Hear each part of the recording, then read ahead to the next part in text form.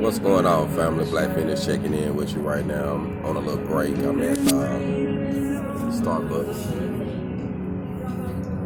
here by the college. Chilling at the moment, man. It's a nice little scenery over here, you know? It's pretty cool. I really just wanted to check in and say something real quick I was thinking about.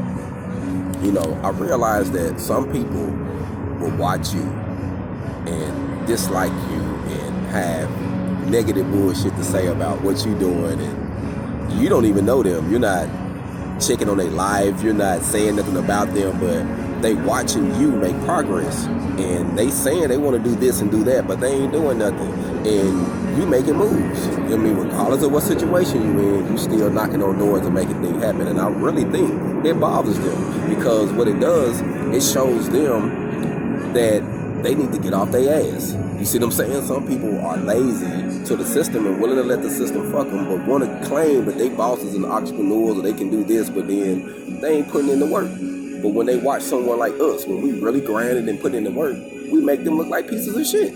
Like, that's why they hate. I get it now. They hate. They try to do anything they can say to discourage our progress, because as long as we doing good, it means we're making them look bad.